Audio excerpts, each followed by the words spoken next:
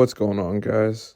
Oh my goodness. We absolutely need this Warriors Kings series to go 7 games. It's the best series so far. It's not even close. It's the best series of the first round. There's no chance. I mean, there was the chance that Knicks Cavaliers would catch up with it. That's a 3-1 series now. We absolutely need this one to go 7 games. It's been entertaining every single game that they played so far. This game just ended, game 4. 125-126, a Golden State Warriors win. The series is now tied 2-2. Harrison Barnes missed the buzzer beater for the Kings to have an opportunity to win this game, but the Warriors walk away with a win and tie the series up heading back into Sacramento, and now it's a best of 3. The Warriors having to get one on the road in order to win this series. Sacramento just having to keep home court advantage and hopefully win in 7 games. It's been high-powered offense versus high-powered offense, back and forth every single game this series. Steph Curry absolutely went off in this game with 32 points, 5 rebounds, and 4 assists. Just an amazing game from Steph Curry. An amazing game from Klay Thompson, 26 points, 4 of 9 shooting from three-point land, and 9 of 15 shooting from the field. Great game from our two Splash Bros, who absolutely showed up to play and got this Warriors dub today. Draymond Green coming back off suspension, coming off the bench, playing a pivotal role, getting 10 rebounds, 7 assists, and 12 points. He was aggressive when he needed to be aggressive. He was great on defense, coming up with a clutch block at the end of the game. And good for him coming off the bench, realizing that he was suspended. He didn't want to disrupt the flow of the first game, and it was his choice to come off the bench. So good on Draymond Green. He did get into it, with the Sacramento Kings, but that's known for Draymond Green, and he was needed for the Warriors to get this win today. The Warriors just played absolutely amazing. Jordan Poole had 22 points, his best game of the series so far, in my opinion. 8 of 15 shooting. He was absolutely efficient. 2 for 6 from 3. You like to see that go up from Jordan Poole, but good game from Jordan Poole. We had a good game from Andrew Wiggins. He had 18 points on 7 of 12 shooting and 1 of 2 from three-point land. The team as a whole shot 14 of 34 from three-point land, 41%, and 50% from the field. Just a really good game from the Golden State Warriors, who almost got beat, honestly, because the Kings played, if not better, just, almost there with the Golden State Warriors. De'Aaron Fox absolutely carrying them with 38 points, being clutch as ever, the first ever clutch player of the year, shows up clutch, 14 to 31, 4-11 from three-point land, 9 rebounds, 5 assists. Great game from De'Aaron Fox. The team as a whole, they shot 47% from the field and 40% from 3. Just a good game from them. Keegan Murray finally coming alive. He was 5 of 7 from three-point land, had 7 rebounds, was 9 of 13 from the field. Just a really good game from Keegan Murray. The teams were going back and forth, and I don't really want to get into completely analyzing this. I just really want 7 games of this. It's been so good so far. So good. And we absolutely need 7 games of it. These teams are completely evenly matched. I'm honestly, I'm rooting for the Warriors. That's my team. I really want to see them win.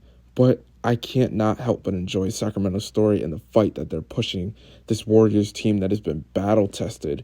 This is going to absolutely go down as one of the best first-round playoff series ever. A young, up-and-coming Sacramento team that hasn't made the playoffs in 16 years, going against a juggernaut Warriors team who hasn't lost a Western Conference series in over 10 years, I believe. So it's nice to see this play out right in front of my eyes. It's so much fun, and I just really want to see it go 7 games. The defense and the offense is great. They're putting up high numbers. The fans are absolutely engaged. We're going back to Sacramento. They have the opportunity to light the beam again. It's going to be so good.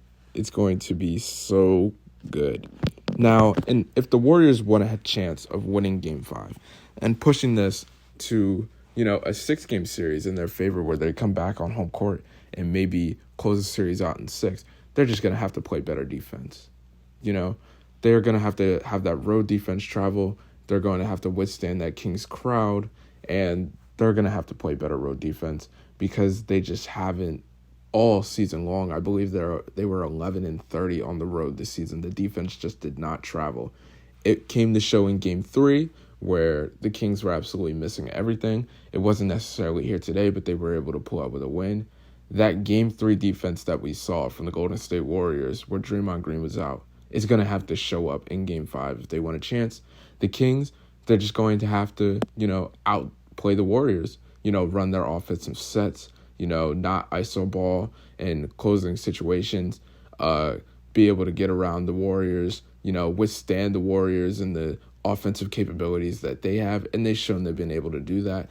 I definitely think the Kings are probably going to win Game 5. The Warriors come back and win Game 6. And then we all know Game 7s are an absolute toss-up. These are the defending champs. They have the capability of winning a Game 7 on the road. But they haven't shown it yet. And we'll see if it happens. This is just so exciting. And I'm really excited to see where this goes. Now we'll talk about another game, Knicks versus Cavs. That was a great game. New York takes a 3-1 series lead and has an opportunity to go on the road and close it out. I don't think they'll win Game 5 and they'll come back and win Game 6 at MSG, but the Knicks take a 102-93 win over the Cleveland Cavaliers. Like I said, they take a 3-1 series lead. It's just an impressive game from the New York Knicks. Julius Randle was benched in the fourth quarter due to his poor performance. He had 7 points, 3 of 10 shooting from the field, was 0 for 4 from 3. Just not a really good game from Julius, and he was benched in favor of Obi Toppin, who was playing great defense. I think he hit a 3 in the fourth quarter. So good on Tom Thibodeau for benching Julius Randle. He just was not playing well. It did get to him a little bit. He didn't talk to the media after the game, but that's okay. Hopefully Julius will bounce back for it. He'll take that fire with him in the Game 5, and hopefully maybe they can get a 4-1 series lead and take out Cleveland in 5. For me, this is surprising that Cleveland is down 3-1 right now. I did not expect this. Honestly, I was taking Cleveland to win this series in 7, and it might end in 5. I think it'll end in 6, but it's a possibility that this can end in 5. Donovan Mitchell has not played well at MSG so far. He had 11 points yesterday, 5 of 18 from the field, 0 for 4 from 3. Just not a good game from him in the 42 minutes that he played. Darius Garland played all right. He was 9 of 16 from the field, had 23 points, 10 assists. Decent game from him. Honestly, it's just that Cleveland isn't as deep as New York. They only had 2 bench scorers for Cleveland today, 10 points from Cedi Osman and 9 points from Isaac Okoro. They weren't efficient in that shooting at all. They shot 1 of 4 and 1 for 5 from 3 as a duo off the bench. They didn't get any production out of Danny Green, who came off the bench. They played Ricky Rubio off the bench. Not any production from him. It's just these starters playing really, really heavy minutes, and they're not able to keep up with New York's depth, who had 3 scorers off the bench and a more balanced attack in their starting lineup. They just haven't been able to keep up. It's honestly surprising to me, but good on New York. I love seeing New York win. I love their fans. I think it's absolutely hilarious seeing them pop off after the games. Just a really good game. Star of the day, Jalen Brunson, of course, with 29 points, 11 of 22 from the field, 5 of 9 from three-point land. As a team, they shot 45% from the field, 27% from 3. But they did outdo the Cavs, who shot 26% from 3. So just a really good game from New York. Heading back into Cleveland, they have the opportunity to close the series. We have 2 more games to talk about. We'll talk about Nuggets Timberwolves first. Just a really surprising game for me.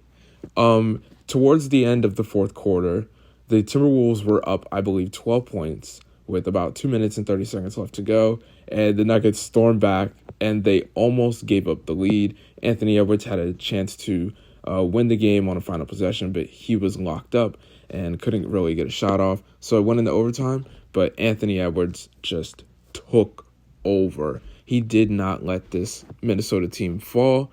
He ended the game with 34 points, 12 of 27 from the field, 5 of 12 from 3, and 45 minutes that he played.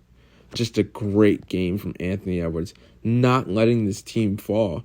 He, honestly, in my opinion, outdued Nikola Jokic, who had 43 points, was 15 of 26 from the field, had 11 rebounds and 6 assists, and he was able to give Minnesota the win. And they head into Denver being down 3-1 now. Now, do I believe Minnesota even has a chance at winning the series or even a chance at winning Game 5? No way. There's no way they're winning this series. It's pretty much over. They were down 3-0. there's no way I can see them winning 4 games in a row against this Denver team besides major injury, knock on wood, but I don't think it's going to happen. Just a really good game from Anthony Edwards, and I just wanted to point that out. It's nice seeing him show that fight. I believe he has 5 40-point games now in his playoff career. Ultra impressive from Anthony Edwards in his young career so far. And the last game that we can talk about is Celtics Hawks.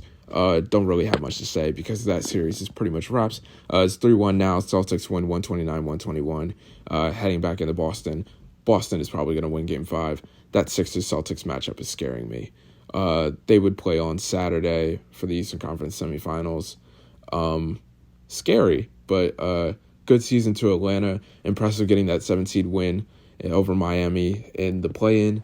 But the season is pretty much wraps for them. Yeah, that's all I have to say.